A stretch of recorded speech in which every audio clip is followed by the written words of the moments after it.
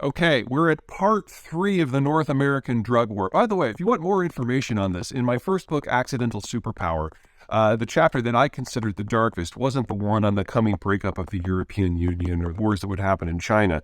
It was literally called the North American Drug War. Of all of the issues out in the international system, and this includes the disintegration of China and what's going on in Ukraine, it is our relationship with Mexico that was going to determine the health, the wealth, and the security of the American citizens moving forward for decades. Mexico is our number one trading partner, and it is also the vector by which we absorb cocaine into this country. So we have set up a situation where all of our interests align and are being dealt with in a very, very bad manner. Not just by this administration, but by the previous one, and the one before that, and the one before that, and the one before that. This is not a new problem. Okay, so economics of drugs. It's obviously about the cocaine. I mean, it's like you can put $500,000 of product in your backpack. Of course, it's about the cocaine. And because it has a very high value to cost, it is very easy to smuggle.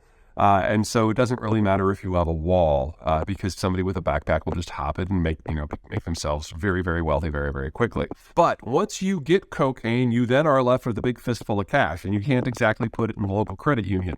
So what happens is the cartels try to get into businesses where there's a fair amount of cash that flows through them.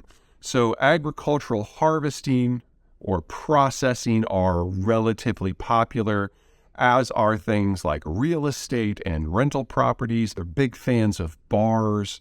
What they do is they try to get a facility that has a lot of cash flow through, and then they just feed some of their drug profits through it and report it as income, and then it can get laundered and into the financial system at large. And in Mexico and in the United States, this has brought them into things like avocado and lime production. This has brought them into tourism. This has brought them into real estate rentals, up to and including just like, residential real estate, multifamily housing.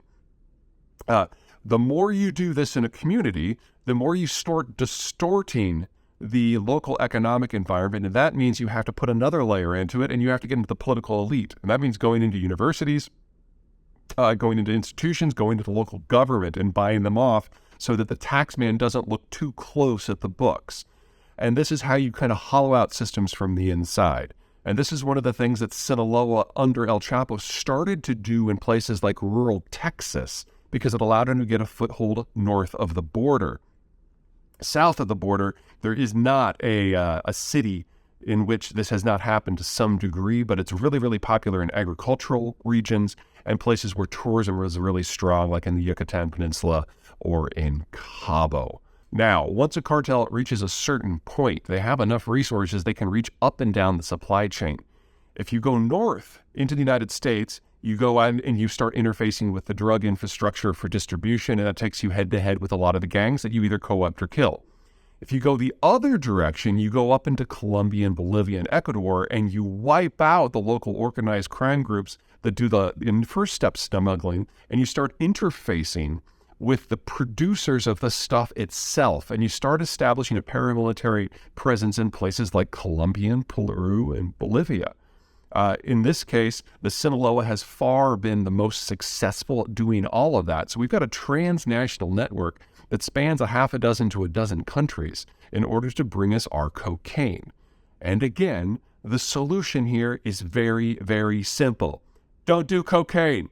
One more thing. I live in Colorado, and one of the things that Colorado has discovered in recent years is that they had a problem with processing the profits.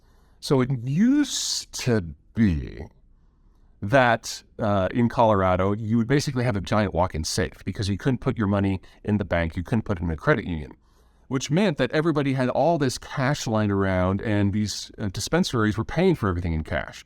Well, the Federal Reserve was like, whoa, that's a crime issue. So what we're going to do is we're going to send armored trucks to all of these dispensaries. We're going to pick up their cash. We're going to bring it out. We're going to iron it out and Febreze the crap out of it so it doesn't smell like pot anymore. And then we're going to make an electronic deposit into your account on behalf of the Federal Reserve. So no muss, no fuss.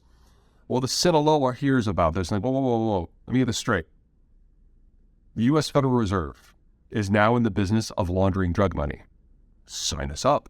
And so there's a lot of this cannabis supply chain in Colorado that has been bought up on all cash offers and is de facto owned by the Sinaloa cartel.